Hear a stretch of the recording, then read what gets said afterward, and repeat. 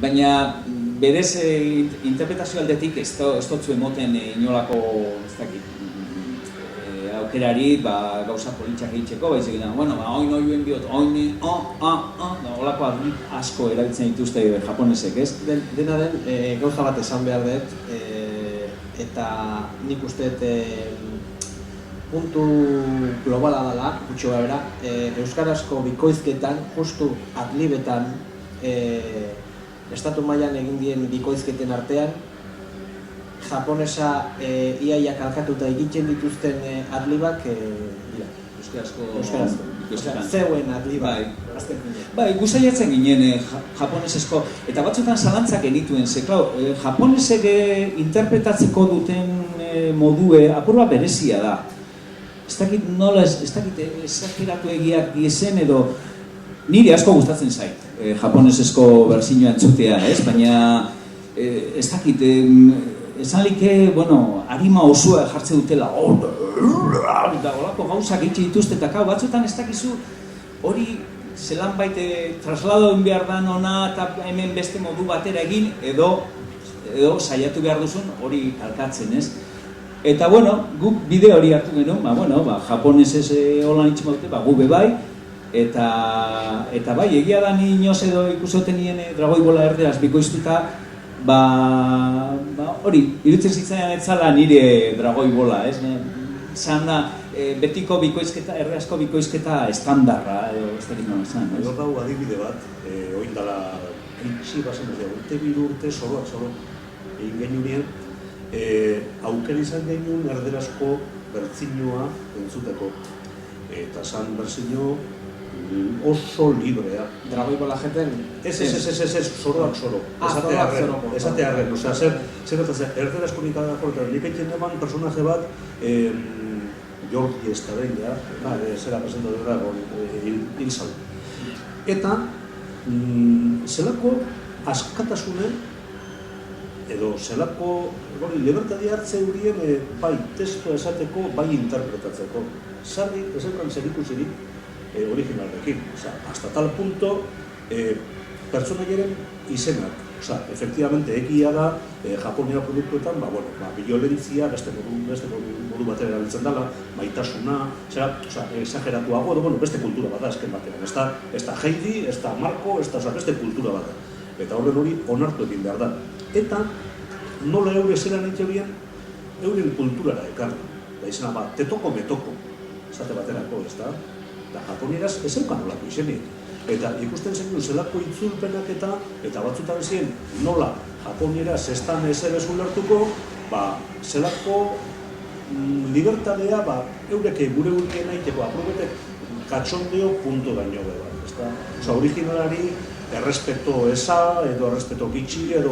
Ja, baina aldiberian agian libertade hori hartuta originalaren espiritua mantentzen duzu hobeto. Hori da kontue. Batzutan, honen espiritua zein da. Adibidez, Dragoi Bola zetak haren egun hasi ginen bikoizten, ez? Eta lehenengo gauzia izan zen, Goku agertzen da, aita bala eta nagusi, ez? Aztie, baina nagusi. Baina Gokuk txikitako ahots bera dauka. Okerrezpan dago Andra batek bikoizten dago japonieraz. Eta txikitako ahots hori mantentzen dago. Eta hori izan, Dragoi Bolan agertzen zen kuriositateko bat, olako kontrasteak eta olako gauzak.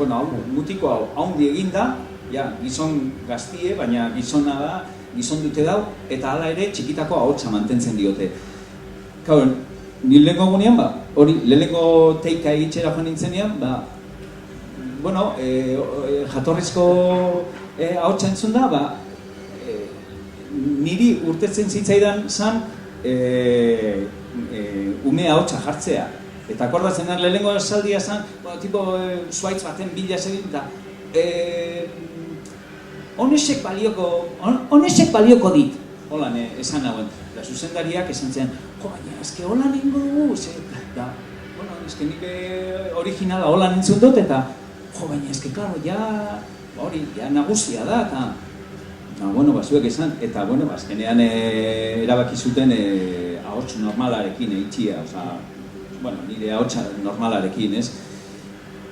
Nik uste dut batzutan behar dela hori, libertade hori, egiteko, hauek Japonia sarrin dabe, holako kontrasteak, ez? Da batzutan oso zoro ibiltzen die, oiuak eitzen, edo adlibak eitzen, edo holako kontrasteak erabiltzen dituzte, nik uste dut hori dela kasu honetan, serie honen espiritua, nik uste dut hori jarretu beharko litzatekela, ez? Seriaren espiritua atxikitzeko. Hori da garrantzitsuena, batez ere goikusleok oin interneta dela da japonieraz ikusten duguna, gero itzultzen denean edo bikoizten denean, zuk esaten duten espiritua beste hizkuntz batean isladatzen. Hori izango litzateke. Eta, ia eske laugarren galdera ia esan duzu, baino pixkat aldatuko. Dragoi Bola Z-kai esan duzu hori dela gutxi hasi zaretela bikoizten. Zein pertsonei berbera segitzen duzu egiten edo beste berri bat eman dizuete bikoizteko? Niri Son Goku eman didate berriro be. Son Gokurek oso serie luzeak izan die, eta denboran be, dana batera ez da eitzen, ez? Ni akordatzen ez, Dragoi Bola izanean, lehenengo ez dakit, igual etorri zen 50 kapitulo egin ziren, eta handik urte betera, edo 2 urtera, beste 50, eta, orduan, bikoiztaile mundua be aldatzen doie bitarte horretan, eta batzutan repartuak ezin die mantendu denbora guztian, ez? Ni Son Goku txikia zanien neuk egin nuen, gero Son Goku haundi egin zan, eta neuk jarritxu nuen eitzen, baina orduan Son Goku semea izan zuen Son Gohan.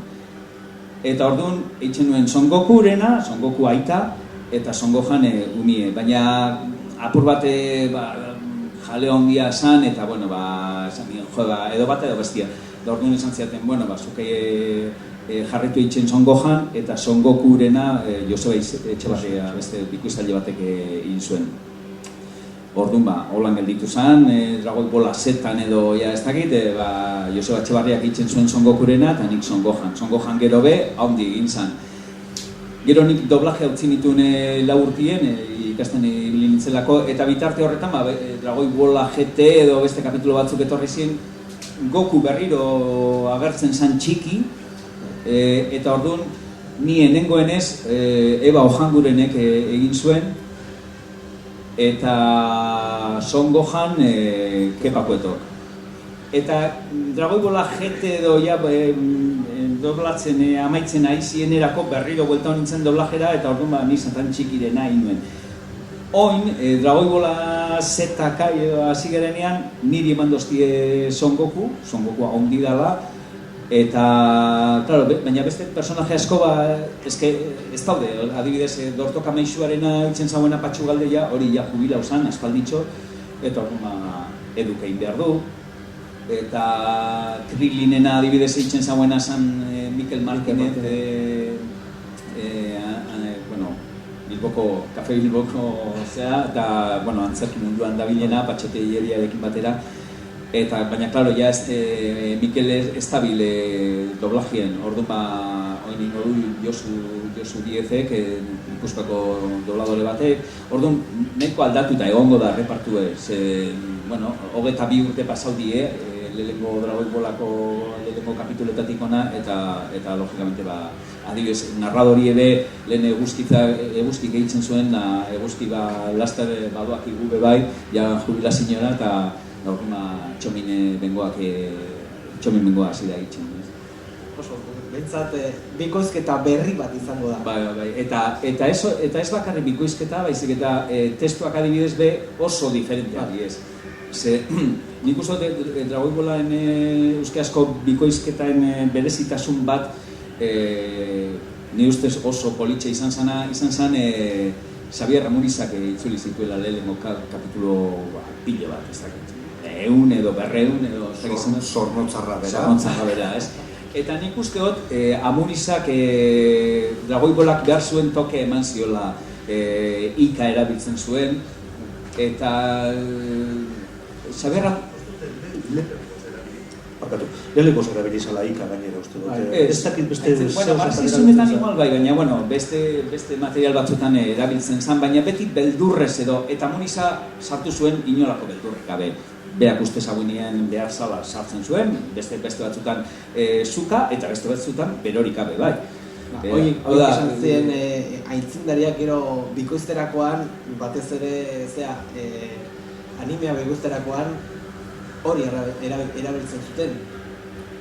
Osa, bea, dragoibolarekin izan ziren aitzindariak ika... Bai, guztiz. Eta gaina Amurizak ez zuen ies egiten zailtasunen aurrien, ez dakit nola, sarritan euskarazko itzulpenetan edo igertzen da, ez? Igual, gauza batzu, ez dira errazak itzultzeko, ez?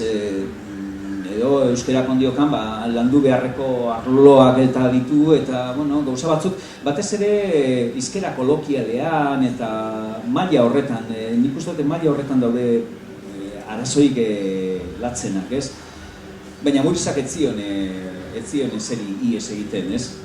Eta orduan mantentzen zuen originalaren espiritua, ez? Testuan be kritikak ere jaso zituen, claro, batzutan arriskuak hartzen zituen, baina nik uste dut orokorrien asmatu zuela oso ondo. Eta akordatzen az ikabela eta akordatzen az behin etorri ziela Laudioko ikastolako ume batzuk doblaje ikustera, eta andereñoak esan zigun, behitxu, dragoibolari esker umeak hasi dira ika itzen.